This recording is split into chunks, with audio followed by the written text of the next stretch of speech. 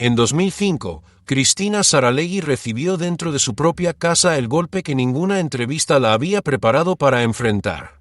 Su hijo Jon Marco tenía apenas 19 años y atravesó una crisis de salud mental tan grave que estuvo muy cerca de perder la vida. Durante años, Cristina había sentado frente a las cámaras a madres desesperadas, hijos enfrentados con sus padres, parejas destruidas y familias que llegaban al estudio cargando secretos que nunca se habían atrevido a contar. Ella preguntaba, escuchaba, insistía, y muchas veces conseguía que alguien terminara diciendo delante de millones de personas aquello que llevaba años escondiendo. Pero esta vez no había público, no había luces. No había productores esperando una confesión. El dolor estaba dentro de su propia familia. Y esa es la contradicción que atraviesa toda la historia de Cristina Saralegui. La mujer que durante 21 años se convirtió para millones de hispanos en una especie de confesora pública terminó descubriendo que podía escuchar durante horas el sufrimiento de desconocidos, aún así no darse cuenta a tiempo de lo que estaba ocurriendo con su propio hijo. Pero esta tampoco es solamente la historia de una madre que atravesó una crisis familiar. Es la historia de cómo una niña que salió de Cuba después de perder el mundo en el que había crecido terminó construyendo una vida alrededor del control. De cómo convirtió una revista en una escuela, una cámara en autoridad y su propio nombre en un imperio. De cómo un programa que para millones de espectadores abrió conversaciones que antes nadie quería tener también terminó siendo señalado por sus críticos como una televisión que había aprendido que las lágrimas, los secretos y las humillaciones podían convertirse en audiencia. Y de cómo la mujer que parecía imposible de sacar de su trono terminó entrando en una sala de reuniones de Univisión en 2010 y descubriendo que 21 años de éxito podían terminar con una decisión empresarial. Hoy vas a descubrir 4 cosas. Primero, cómo Cristina Saralegui pasó de ser una niña de 12 años obligada a abandonar Cuba en 1960 a convertirse en una de las mujeres más poderosas de la televisión hispana. Segundo, cómo el show de Cristina pasó de abrir conversaciones difíciles a recibir acusaciones de explotar conflictos familiares y convertir el dolor privado en combustible para el rating. Tercero, ¿qué ocurrió con Jon Marco?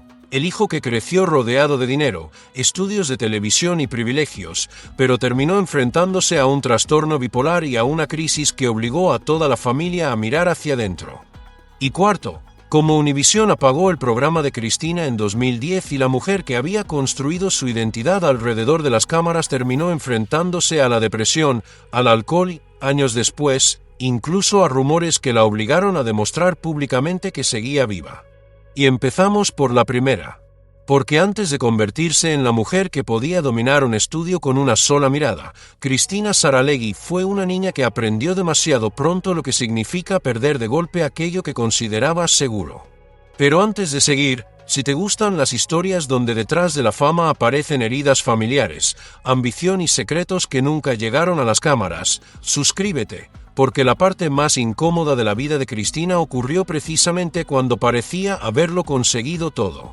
Todo comenzó muy lejos de Univisión, muy lejos de los aplausos, muy lejos de los estudios donde años después cientos de personas esperarían su entrada.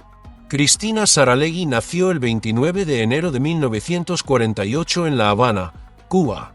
Su familia vivía en Miramar, una zona acomodada donde el apellido Saralegui estaba relacionado con el mundo editorial. No nació rodeada de miseria. No creció contando monedas para sobrevivir. Su familia conocía el papel impreso, las oficinas, las publicaciones y el valor que podía tener controlar una historia antes de que llegara al público. Y ese detalle terminó siendo importante. Mucho antes de dominar una cámara, Cristina creció entendiendo que las palabras podían construir reputaciones, que una portada podía cambiar la forma en que alguien era observado, que la imagen pública también era una forma de poder. Durante sus primeros años, aquel mundo parecía estable. Había una casa, había una ciudad conocida, había familiares, había rutinas, había una sensación de pertenencia. Hasta que en 1960 todo cambió. Cristina tenía 12 años. La revolución cubana había transformado completamente el país y su familia terminó saliendo de Cuba rumbo a Miami. Para los adultos podía tratarse de política, propiedades, futuro, seguridad o supervivencia. Para una niña de 12 años era algo mucho más sencillo y más doloroso. Significaba dejar atrás su casa, sus calles, las cosas que conocía, la sensación de saber dónde pertenecía. Imagina esa escena. Adultos hablando con preocupación, maletas cerrándose, papeles que había que guardar, ropa doblada rápidamente, una familia intentando entender qué podía llevarse y qué tenía que dejar atrás, y una niña observándolo todo sin saber si algún día volvería. Cristina llegó a Estados Unidos cargando una pérdida diferente a la pobreza. Había conocido una vida cómoda y ahora aprendía que todo aquello podía desaparecer. Esa sensación marcaría su carácter. Porque cuando alguien descubre siendo niño que otros pueden decidir que el mundo que conocías ya no existe, recuperar el control puede convertirse en una obsesión. No volver a depender. No volver a sentirse desplazada. No volver a quedarse sin un lugar propio. Décadas después, Cristina construiría estudios, empresas, contratos y una marca con su propio nombre. Pero antes de todo aquello estaba esa niña que había perdido su primera casa. Y quizá por eso trabajó durante tantos años como si detenerse fuera peligroso. La siguiente pieza llegó en 1973. Cristina entró como practicante en la revista Vanidades. No entró como una celebridad. No tenía un programa. No tenía un estudio. Tenía que aprender, escribir, editar, entender a las lectoras y demostrar que podía hacer algo por sí misma. Aunque buena parte de su educación en Cuba había sido en inglés, se esforzó en mejorar su español escrito. Necesitaba dominar el idioma en el que quería construir su carrera. Y Cristina siempre pareció entender muy bien el valor de dominar las herramientas que necesitaba. El idioma era una de ellas. La imagen sería otra. 6 años después de entrar como practicante, en 1979, llegó a una posición mucho más importante. Cristina Saralegui se convirtió en directora de Cosmopolitan en español. Y ahí aprendió una lección que después trasladaría directamente a la televisión. ¿Qué historia consigue que alguien se detenga? ¿Qué palabra llama la atención? ¿Qué portada vende? ¿Qué tema provoca conversación? ¿Qué confesión despierta curiosidad? ¿Qué mezcla de intimidad y escándalo hace imposible mirar hacia otro lado? Durante años tomó decisiones editoriales. Eligió enfoques. Estudió a la audiencia. Entendió que interesaba especialmente a las mujeres hispanas. Y empezó a desarrollar ese tono directo que después se convertiría en una de sus marcas. Pero el papel terminó quedándose pequeño. Cristina podía escribir una portada. Podía dirigir una revista. Podía decidir titulares. Pero una fotografía no podía hacer algo que ella sí podía hacer frente a una persona. Preguntar. Interrumpir. Mirar fijamente. Presionar. Conseguir una reacción inmediata. La televisión permitía algo mucho más poderoso. Permitía entrar directamente en una casa. Y en 1989 apareció la oportunidad que cambiaría su vida. El show de Cristina. Univisión le dio una pantalla. Cristina la convirtió en un trono. Durante los siguientes 21 años, millones de hispanos la vieron entrevistar a celebridades, familias, parejas, madres, hijos y personas que llegaban al estudio cargando problemas profundamente personales. Su estilo era directo. No parecía una periodista distante leyendo preguntas desde una tarjeta. Cristina podía comportarse como una tía, como una amiga, como una madre, como una jueza. Podía abrazar a alguien y unos minutos después hacerle una pregunta incómoda. Y precisamente ahí apareció una conexión muy fuerte con el público. Muchas familias hispanas reconocían en ella una forma de hablar conocida. No era fría. No escondía completamente sus opiniones. No tenía miedo de entrar en temas que durante años habían sido considerados demasiado íntimos para discutir delante de los demás. El programa creció. Y Cristina también. Llegaron los premios. 12 Emmy. Llegaron los anunciantes. Los contratos. Los invitados conocidos. Los titulares. Las audiencias. El reconocimiento internacional. Empezaron incluso a llamarla la Oprah Latina. Y mientras su nombre se hacía cada vez más grande, Cristina levantó una estructura empresarial alrededor de sí misma. Uno de los grandes símbolos de aquel éxito fue Blue Dolphin Studios, en Doral. Un complejo de aproximadamente 37.519 pies cuadrados. 3 estudios de sonido. Instalaciones propias. Espacio. Tecnología. Independencia. Era mucho más que un edificio. Para una mujer que había tenido que abandonar su primera casa siendo niña, poseer un lugar desde el que producir su propio programa tenía un enorme valor simbólico. Cristina había vuelto a construir un territorio. Y esta vez llevaba su nombre. La niña que perdió una vida en Cuba parecía haber ganado finalmente el derecho a decidir. Pero mientras la carrera crecía, dentro de la casa empezaban a aparecer grietas. Su primer matrimonio fue con Tony Menéndez. Con él tuvo a su hija Cristina Amalia, conocida como Titi. El matrimonio duró 7 años y terminó en 1983. Y aunque una separación nunca puede reducirse a una sola causa, la carrera de Cristina ocupaba cada vez más espacio. Había reuniones, ediciones, llamadas, proyectos, horarios, metas, la necesidad constante de seguir avanzando. El trabajo que durante años le había dado seguridad también podía convertirse en aquello que la mantenía lejos de otras partes de su vida. Después apareció Marcos Ávila, músico, antiguo bajista de Miami Sound Machine. Con él, Cristina construyó una relación sentimental, pero también una alianza empresarial. Juntos crearon Cristina Saralegui Enterprises, Inc. Y entonces ocurrió algo que sería una constante en su vida. Familia y trabajo empezaron a mezclarse.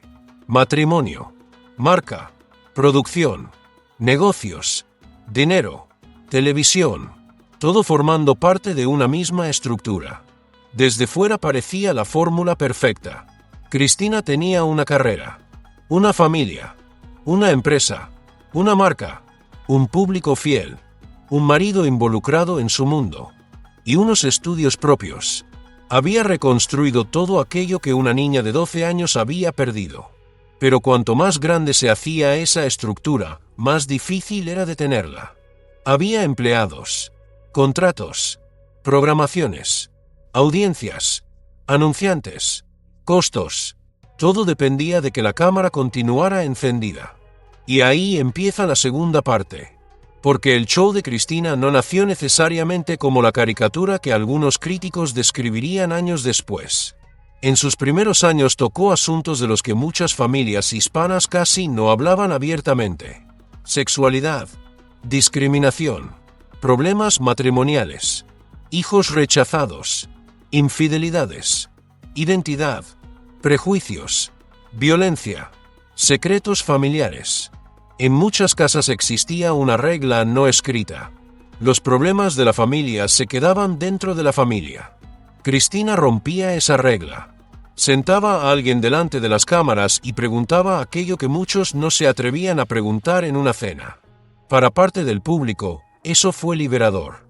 Personas que nunca habían escuchado hablar públicamente de determinados asuntos empezaron a encontrarlos en televisión. Había madres pidiendo perdón. Hijos explicando lo que sentían. Parejas enfrentándose a verdades que habían escondido. Invitados hablando de experiencias que podían hacer que alguien en casa se sintiera menos solo. Y Cristina sabía escuchar. Sabía también cuándo insistir. Podía detectar una contradicción y volver sobre ella. Podía dejar que alguien llorara. Podía acercarse, abrazar, y construir la sensación de que aquello que estaba ocurriendo no era simplemente una entrevista. Era una confesión. Ese fue parte del secreto del programa. Pero la televisión tiene una necesidad que nunca desaparece. Audiencia. Un programa puede tener buenas intenciones. Pero si nadie lo mira, desaparece. Y cuando una fórmula funciona, la industria empieza a pedir más. Más emoción. Más conflicto. Más sorpresa. Más lágrimas, más momentos capaces de evitar que alguien cambie de canal.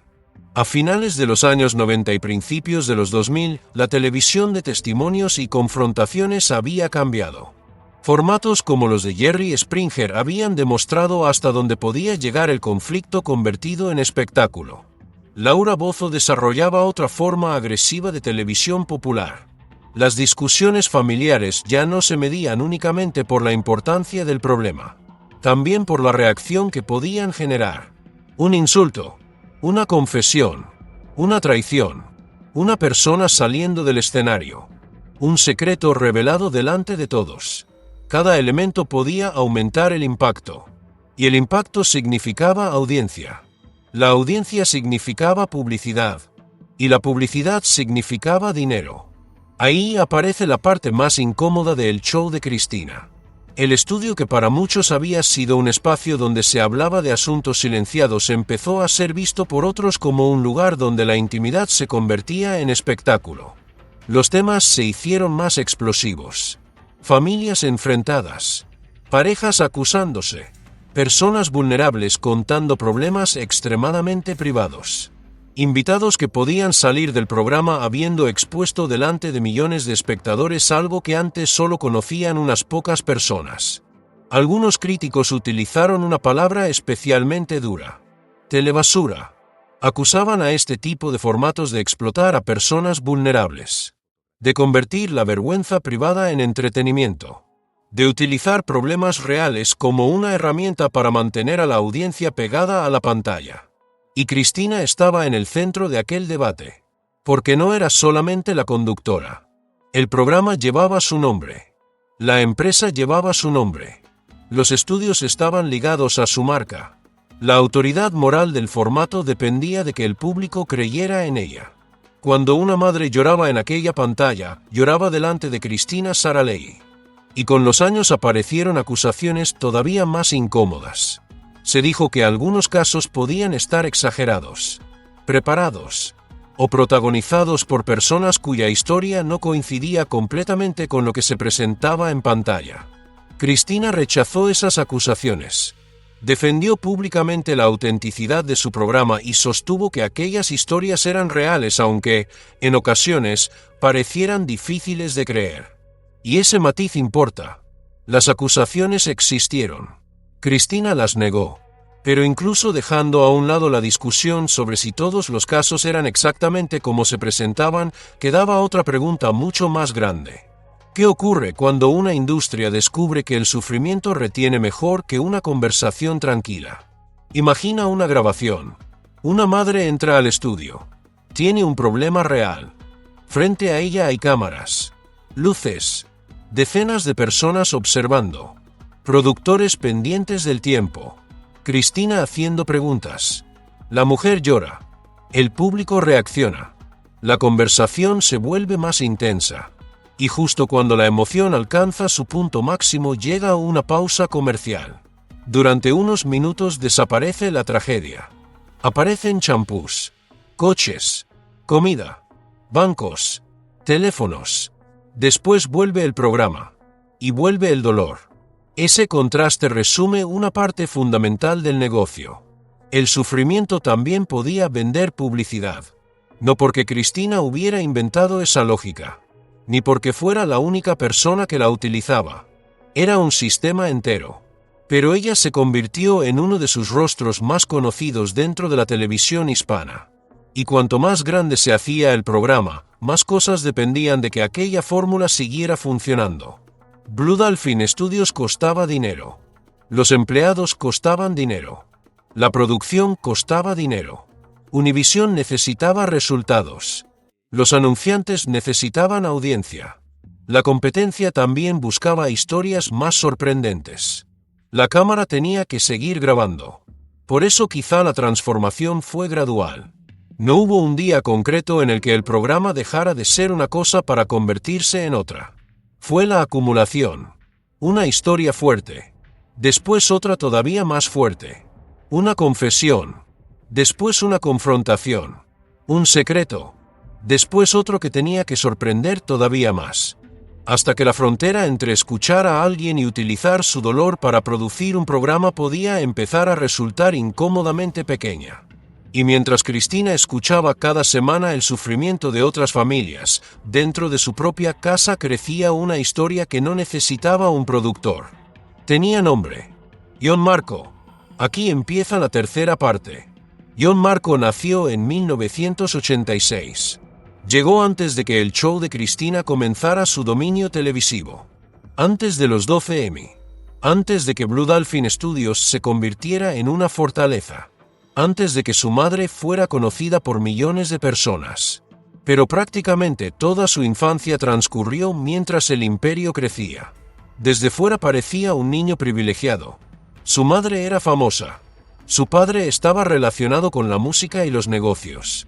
Había dinero, viajes, propiedades, seguridad, estudios de televisión, contactos, oportunidades que la mayoría de las personas nunca tendría. Pero tener acceso a todo eso no garantiza estar bien. Existe una forma de soledad que no se nota en una fotografía familiar.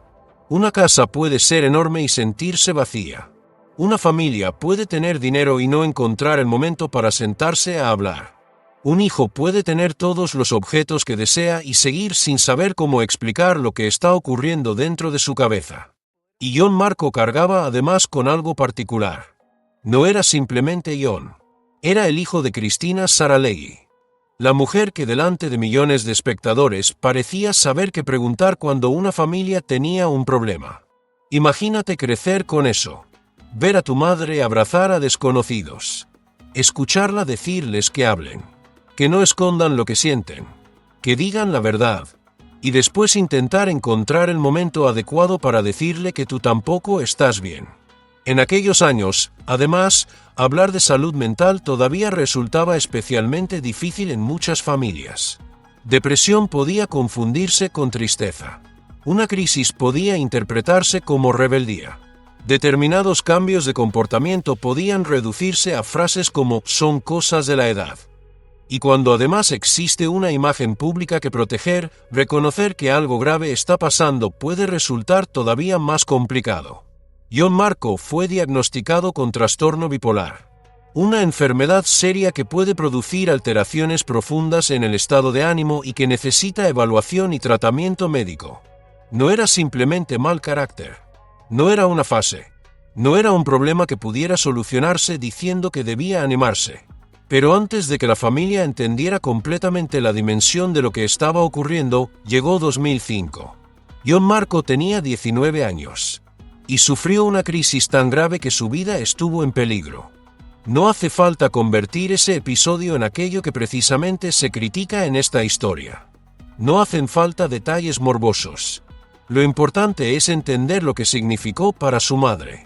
Durante años, Cristina había visto llorar a personas delante de ella. Había escuchado historias de adicciones, problemas psicológicos, familias destruidas, hijos desesperados, madres culpables, parejas incapaces de comunicarse. Pero siempre existía una distancia. Al terminar la grabación, Cristina podía levantarse de su silla, ir a otra reunión, volver a casa, preparar otro programa. Esta vez no. El problema se iba con ella. Era su hijo. Tenía 19 años. Y no había forma de cerrar el segmento. Después de la crisis empezó un proceso largo. Médicos, diagnósticos, tratamientos, ajustes, vigilancia, miedo. Según el relato de Cristina sobre aquellos años, John Marco pasó cerca de 2 años recibiendo atención especializada. Durante el proceso se probaron numerosos medicamentos, llegando a hablarse de alrededor de 15. La cifra por sí sola muestra lo complejo que podía resultar intentar estabilizar su condición. Pero detrás de los medicamentos había algo que no podía solucionarse con una receta. Una familia intentando comprender qué había ocurrido. Una madre intentando revisar el pasado. Momentos que quizá había interpretado de otra forma. Señales que no había entendido. Conversaciones que no habían llegado a tiempo. Y ahí aparece la contradicción más fuerte. Cristina podía producir un programa de 1 hora alrededor de una crisis familiar. Podía identificar un conflicto, sentar a todos, preguntar, escuchar, cerrar con una reflexión. Pero el trastorno bipolar de su hijo no cabía en una hora. No había una frase final que pudiera arreglarlo. No había una reconciliación televisiva. No había un aplauso que significara que todo estaba solucionado. La vida real continuaba después de que las cámaras se apagaban. Y precisamente eso era lo que Cristina tenía ahora delante. Un dolor sin edición, sin horario, sin público, sin publicidad. John Marco no necesitaba convertirse en un caso. Necesitaba tratamiento, tiempo, acompañamiento, comprensión y una familia que aprendiera a convivir con una realidad mucho más compleja de lo que habían imaginado. La mujer que había construido una carrera alrededor de conseguir que otros hablaran empezó a enfrentarse a una pregunta mucho más personal. ¿Cómo no había escuchado antes lo que estaba ocurriendo dentro de casa? No significa que Cristina fuera responsable de la enfermedad de su hijo. El trastorno bipolar es una condición médica y no puede reducirse a una explicación familiar tan simple. Pero emocionalmente, aquella crisis la obligó a revisar sus prioridades. Porque mientras ella construía el programa, John Marco también estaba creciendo. Mientras Cristina revisaba ratings, él atravesaba la adolescencia. Mientras los productores preparaban a la siguiente familia, su propia familia tenía necesidades que ninguna audiencia podía medir. La fama no había protegido al muchacho. El dinero tampoco. Los estudios tampoco. El apellido tampoco. Y esa herida familiar todavía estaba abierta cuando apareció otro golpe. Esta vez no llegó desde un hospital. Llegó desde una sala de reuniones. Agosto de 2010. Cristina llevaba 21 años ligada a un programa que prácticamente había definido una época de Univisión. Para millones de espectadores, ella y la cadena parecían inseparables. Pero la televisión no funciona con gratitud.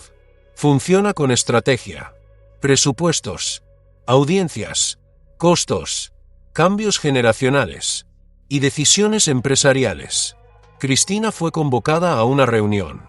No hubo público. No hubo luces, no hubo música, no hubo una despedida diseñada para hacer llorar a millones de espectadores. Hubo ejecutivos, una conversación y una realidad. El show de Cristina terminaba. Después de 21 años. Para una persona normal, perder un trabajo puede ser devastador. Para Cristina, aquello era mucho más que perder un empleo. El programa llevaba su nombre. Su rutina estaba construida alrededor de él. Su empresa estaba vinculada a él. Su identidad pública dependía de aquella silla. Había construido estudios.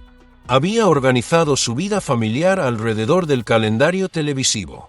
Había pasado décadas siendo Cristina, la del programa. Y de pronto alguien más podía decidir que ese mundo se acababa. Ahí reapareció de una forma casi perfecta la herida de 1960. Cristina había sido una niña cuando una transformación política obligó a su familia a abandonar Cuba. Había aprendido que un lugar que parece tuyo puede dejar de serlo. Por eso había construido. Por eso había trabajado. Por eso había intentado controlar. Y ahora, 50 años después, estaba ocurriendo otra vez. No tenía que abandonar un país, pero sí un territorio que consideraba suyo. La televisión que había ayudado a construir podía continuar sin ella. Dentro de la nueva estructura de Univisión aparecían nombres como César Conde y Luis Fernández. Nuevas estrategias. Otra visión sobre el futuro. Y Cristina, que durante años había sido una de las grandes figuras de la cadena, podía empezar a parecer costosa dentro de una industria obsesionada con renovarse. Tenía poder. Estudios propios. Una personalidad difícil de controlar, una audiencia fiel, pero también un formato que llevaba más de 2 décadas en pantalla. La cadena tomó su decisión, y por primera vez en mucho tiempo, Cristina no tenía la última palabra. La mujer que en su estudio decidía cuando alguien hablaba, cuando llegaba una pausa y cuando terminaba una historia estaba ahora sentada frente a personas que podían decidir el final de la suya. Eso fue probablemente lo que más dolió. No únicamente la cancelación, la pérdida del control. Durante años había construido su vida alrededor de evitar exactamente esa sensación. Y ahora volvía. Hubo todavía un intento de regresar. En 2011, Telemundo estrenó Pa'lante con Cristina. Sobre el papel, parecía una oportunidad perfecta. Cristina salía de Univisión. Cruzaba hacia la competencia. Demostraba que el poder estaba en ella y no en la cadena. La reina expulsada recuperando el trono en otro lugar. Pero el resultado no fue el esperado. La televisión había cambiado. El público había cambiado. El formato no consiguió repetir el fenómeno anterior. Los costos pesaban. La audiencia no respondió como durante los mejores años.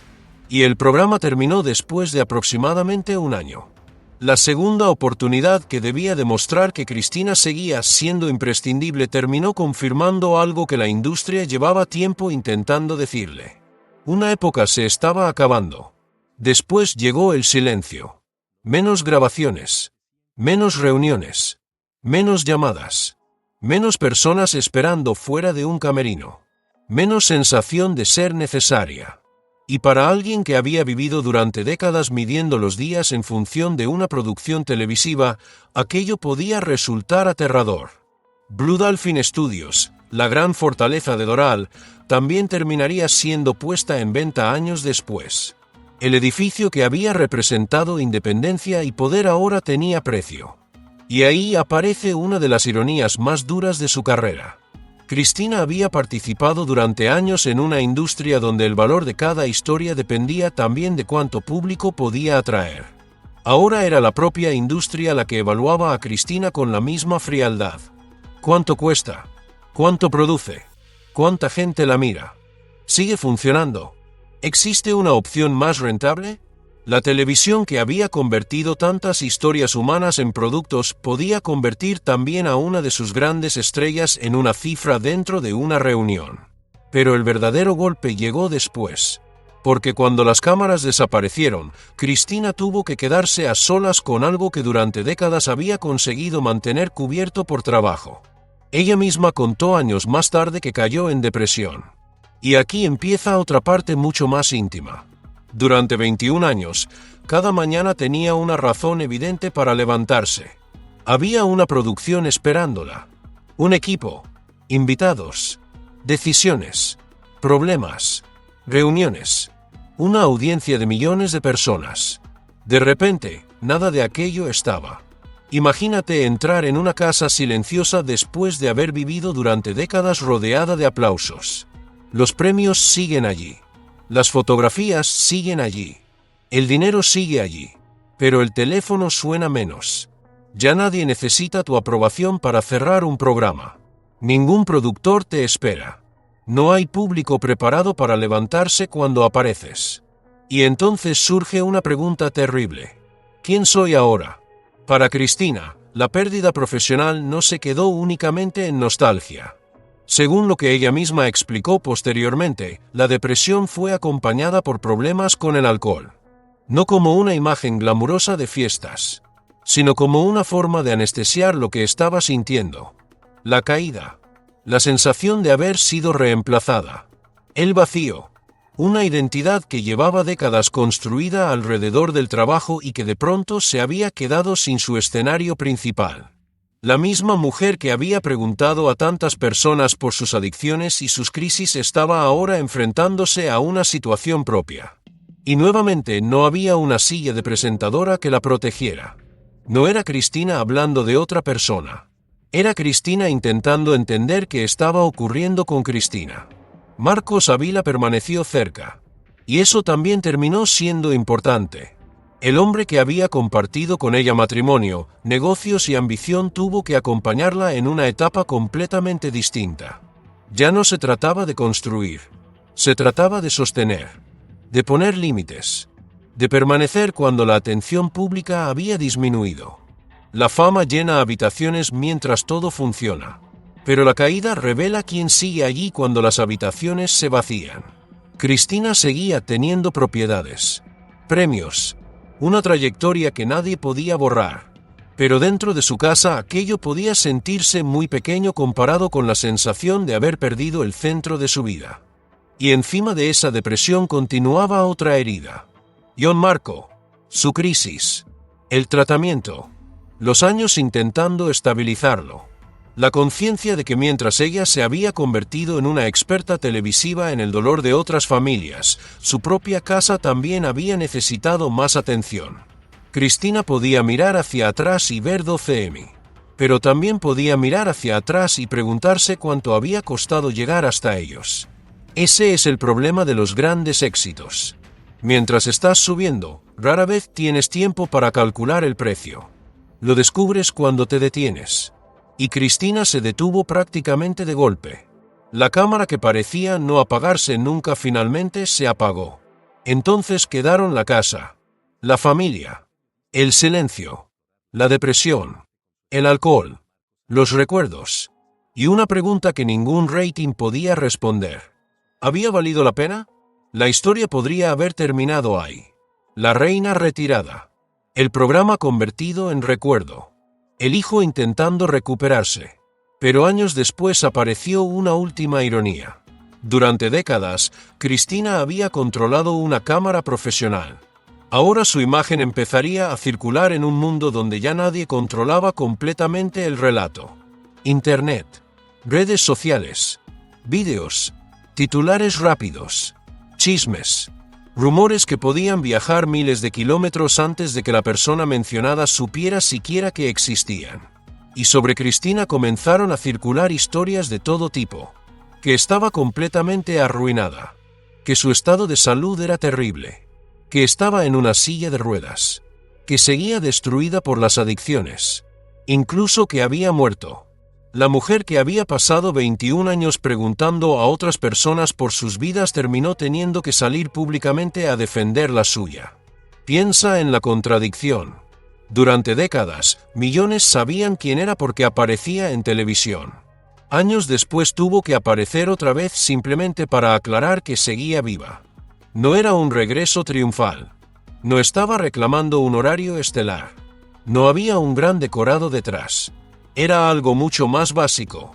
Defender su propia identidad frente a una versión de Cristina fabricada por otros. Y aquella experiencia cerraba de forma extraña el círculo. Cuando era niña, Cristina había aprendido que controlar el relato tenía poder. En Vanidades lo confirmó. En Cosmopolitan lo perfeccionó. En el show de Cristina lo convirtió en una profesión. Durante años ella había decidido cómo se presentaba una historia. ¿Qué pregunta se hacía? ¿Qué parte llegaba primero? ¿Qué frase podía convertirse en titular? Pero las redes sociales ya no obedecían a esas reglas. Cualquiera podía publicar. Cualquiera podía repetir. Cualquiera podía exagerar. Y un rumor podía llegar a millones sin pasar por un productor. Cristina estaba viviendo del otro lado de la maquinaria. Ya no era ella quien hacía las preguntas. Era ella el tema. Y en medio de todo aquello, Jon Marco seguía siendo probablemente la pieza más importante. Porque el muchacho que había atravesado aquella crisis a los 19 años continuó su proceso. No hubo una recuperación instantánea. No hubo una solución de televisión. Según las apariciones posteriores de Cristina, Jon Marco consiguió estar mejor. Y esa palabra importa. Mejor. No perfecto. No mágicamente curado. No convertido en el protagonista de un final diseñado para arrancar aplausos. Mejor. Después de tratamientos, medicamentos, médicos, tiempo, y una familia que tuvo que aprender a hablar de salud mental de una forma diferente. Aquella experiencia también cambió a Cristina. La mujer que durante años había ayudado a colocar dramas ajenos en televisión empezó a hablar públicamente de las enfermedades mentales desde una perspectiva mucho más personal. Ya no era una presentadora observando un caso. Era una madre que había vivido el miedo dentro de casa. Y quizá ahí comprendió de la forma más dolorosa posible que determinadas heridas no necesitan un público. Necesitan acompañamiento, tratamiento, paciencia, escucha. En 2014, Cristina publicó Pa, arriba y Pa, adelante. El libro se convirtió en una forma de revisar una etapa de su vida que durante años había quedado fuera de la imagen perfecta. Habló de la pérdida del programa, de la depresión, del alcohol, de errores, de la dificultad de reconstruirse cuando desaparece aquello alrededor de lo que habías organizado tu identidad. Era otra clase de confesión. Durante décadas, Cristina había conseguido que los demás confesaran. Ahora le tocaba hacerlo a ella. Y eso cambia completamente la forma de observar su trayectoria. Porque Cristina Saralegui no encaja fácilmente dentro de una única versión. No fue solamente la villana que algunos críticos quieren ver. Tampoco fue únicamente la heroína que rompió barreras para las mujeres hispanas. Fue las dos cosas y muchas más. Fue una pionera. Una mujer cubana que salió de su país siendo una niña y terminó construyendo una enorme carrera en Estados Unidos. Llegó a dirigir Cosmopolitan en español. Después consiguió un programa propio. Lo mantuvo 21 años. Ganó 12 premios Emmy. Creó una empresa. Levantó estudios propios. Consiguió que temas incómodos llegaran a hogares donde antes no se hablaba de ellos. Eso forma parte de su legado. Pero también fue uno de los grandes rostros de una televisión que descubrió el enorme valor comercial de las confesiones privadas.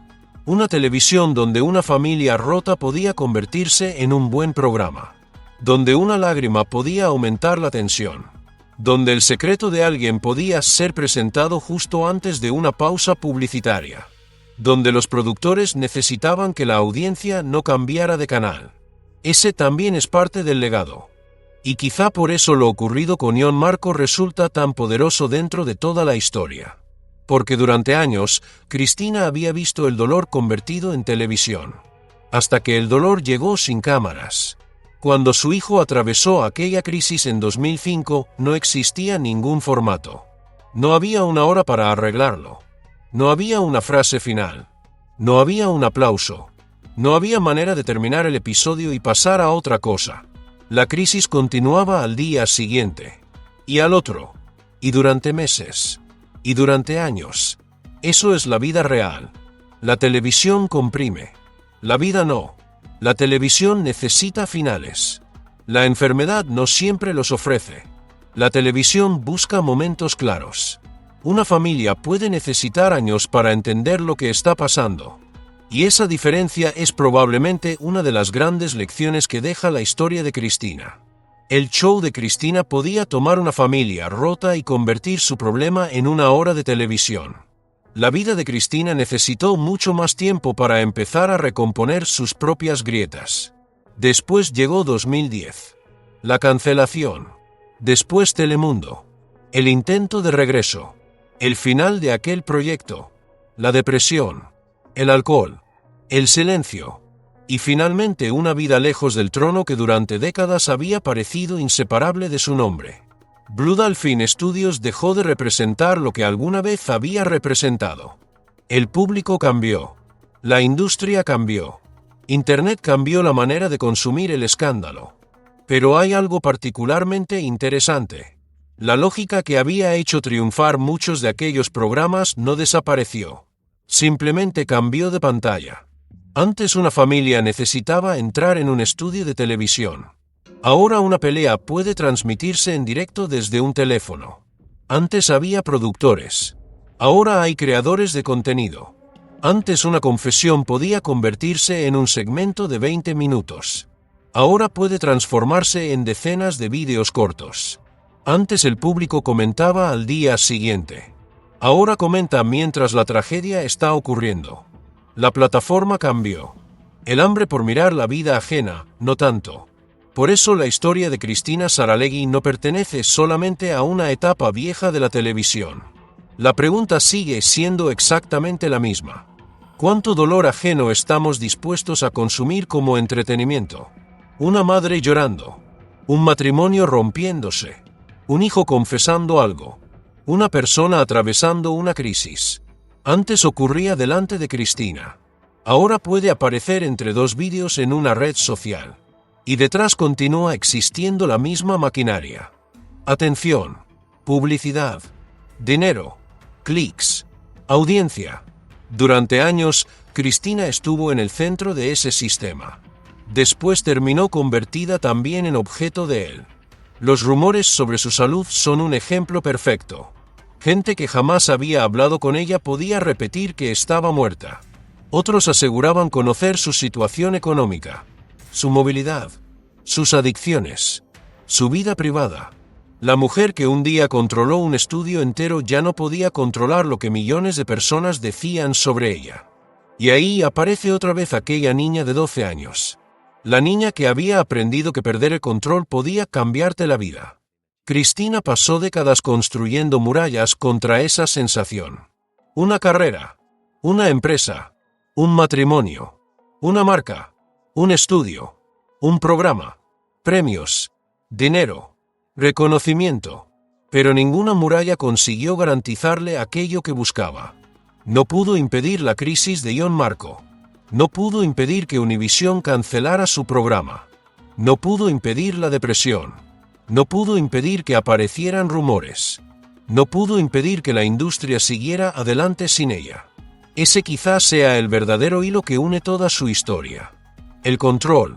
Cristina lo buscó desde muy joven. Y durante décadas pareció conseguirlo. Controlaba portadas. Después entrevistas. Después estudios. Después una empresa. Después una marca. Pero cuando la vida golpeó en los lugares más importantes, descubrió que casi nada de eso estaba realmente bajo su control. John Marco necesitaba algo que no podía producirse. Tiempo. La depresión necesitaba algo que no podía comprarse con un Emmy. Tratamiento y reconstrucción. El final de su programa dependía de ejecutivos que podían tomar decisiones sin pedirle permiso. Y su legado acabaría dependiendo también de cómo otros quisieran contar su historia. Por eso resulta tan fácil reducir a Cristina a dos versiones. Para algunos siempre será una pionera. La mujer que consiguió que una presentadora latina tuviera una autoridad enorme en la televisión estadounidense. La mujer que abrió conversaciones que muchas familias evitaban. La cubana que salió del exilio y terminó convirtiéndose en uno de los rostros más reconocibles de la televisión hispana. Para otros será el símbolo de una etapa donde el dolor empezó a convertirse demasiado fácilmente en espectáculo. Familias discutiendo. Secretos expuestos. Personas vulnerables delante de millones. Lágrimas interrumpidas por comerciales. Las dos imágenes existen. Y probablemente ninguna por sí sola explica completamente quién fue Cristina Saralegui. Lo más revelador aparece cuando se colocan una al lado de la otra. La mujer que escuchaba a todos. Y la madre que tuvo que reconocer que el dolor más importante estaba creciendo dentro de casa. La reina del estudio. Y la empleada que terminó escuchando como otros decidían que su programa se acababa. La presentadora que controlaba el relato. Y la mujer que tuvo que salir años después a desmentir rumores sobre su propia muerte. La empresaria que levantó Blue Dolphin Studios. Y la persona que después vio cómo aquella fortaleza también podía ponerse en venta. La figura de 12 Emmy. Y la mujer que admitió haber caído en depresión y haberse refugiado en el alcohol después de perder el programa que había definido su identidad. Ahí está la verdadera historia. No en los premios. No solamente en las polémicas, sino en la contradicción. Cristina construyó una carrera consiguiendo que los demás mostraran delante de la cámara aquello que normalmente escondían. Al final, su propia vida terminó obligándola a hacer exactamente lo mismo. Hablar del dolor, hablar del hijo, hablar de la enfermedad, hablar de la depresión, hablar del alcohol, hablar de lo que ocurrió cuando la televisión dejó de necesitarla. Y quizá ahí apareció una Cristina mucho más interesante que la mujer invencible del estudio. Una mujer capaz de reconocer que había cosas que no había visto. Que el éxito no solucionaba una familia. Que una audiencia de millones no te protege de una crisis dentro de casa. Que un premio no abraza. Que un estudio no escucha. Que una cuenta bancaria no reemplaza una conversación. Los números parecen impresionantes. 21 años en televisión, 12 premios Emmy, un complejo de 37.519 pies cuadrados, millones de espectadores, una marca conocida en buena parte del continente. Pero junto a esos números existen otros. 19 años tenía John Marco cuando atravesó su gran crisis en 2005. Cerca de 2 años pasó recibiendo atención especializada. Alrededor de 15 medicamentos fueron probándose durante aquella etapa, según los relatos sobre su tratamiento. Y 5 años después de aquella crisis familiar, en 2010, Univision terminó el programa que había definido la carrera de su madre. Esos números cuentan una historia muy diferente. Una historia donde el éxito y la caída convivieron durante mucho más tiempo de lo que parecía desde fuera. En 2005, mientras millones seguían viendo a Cristina como la mujer capaz de resolver conflictos desde una silla de televisión, ella descubría que el dolor de una familia no se arregla necesariamente porque alguien haga las preguntas correctas. En 2010, mientras seguía siendo una de las figuras más conocidas de la televisión hispana, descubrió que una carrera puede terminar aunque tu nombre parezca demasiado grande para desaparecer. Y años después, mientras circulaban rumores sobre su vida, comprendió que ni siquiera una persona experta en controlar su imagen puede controlar completamente lo que otros dicen de ella. La cámara nunca dejaba de grabar. Durante mucho tiempo esa fue su fuerza. Después terminó siendo casi una condena. Porque Cristina Saralegui vivió gran parte de su vida delante de una pantalla. Pero las escenas que realmente cambiaron su historia ocurrieron cuando esa pantalla estaba apagada. La salida de Cuba, las tensiones familiares, la crisis de Ion Marco, la reunión de Univision, la depresión, las noches en las que el alcohol apareció como anestesia, los momentos en los que Marcos Ávila tuvo que sostenerla cuando ya no quedaba un público dispuesto a hacerlo. Ahí no hubo aplausos. Y quizá por eso son las escenas que mejor explican quién era realmente. Hoy Cristina ya no ocupa aquel trono televisivo. Ion Marco, según ella misma ha contado en apariciones posteriores, ha conseguido encontrarse mejor. La familia aprendió a hablar sobre salud mental de una forma que años antes quizá no sabía. Y el programa que durante 21 años pareció inseparable de la televisión hispana terminó convertido en recuerdo de otra época. Pero la pregunta que deja sigue estando completamente viva. Porque la industria que descubrió que el dolor generaba audiencia no desapareció cuando terminó el show de Cristina. Solo cambió de formato. Ahora no siempre necesitas un estudio. No necesitas 37.519 pies cuadrados. No necesitas una cadena de televisión. Basta un teléfono. Una conexión a Internet. Una pelea. Una confesión. Una tragedia. Y millones de personas dispuestas a mirar. Tal vez por eso resulta tan fácil juzgar aquella televisión desde el presente y no darse cuenta de que seguimos consumiendo exactamente la misma materia prima. La vida privada de los demás. Sus problemas. Sus lágrimas. Sus errores. Sus enfermedades. Sus rupturas. Cristina no inventó esa necesidad. Pero durante años fue uno de los rostros más poderosos de una industria que aprendió a monetizarla. Y después terminó descubriendo lo doloroso que resulta estar del otro lado. Cuando el rumor eres tú. Cuando la adicción eres tú. Cuando la familia en crisis es la tuya. Cuando el hijo que necesita ayuda es el tuyo. Cuando ya no puedes hacer una pausa comercial y continuar con otra historia. Por eso quizá la imagen final de Cristina Saralegui no debería ser la de una presentadora levantando la voz frente a un invitado, ni la de una reina entrando en un estudio mientras el público aplaude, ni siquiera la de una mujer saliendo de Univision después de descubrir que su programa había terminado. La imagen más fuerte vuelve a 2005. Cristina. Ion Marco. Una madre famosa. Un hijo de 19 años. Y de pronto todo aquello que había construido perdiendo importancia. Los Emmy, los estudios, los ratings, los anunciantes, las entrevistas, las portadas. Porque cuando la vida de alguien que amas está en peligro, el éxito deja de tener el tamaño que tenía unas horas antes. Ahí está la verdadera contradicción. Cristina había pasado años enseñando a otros a hablar. Y tuvo que aprender que escuchar de verdad era algo diferente. Había construido un imperio mostrando heridas.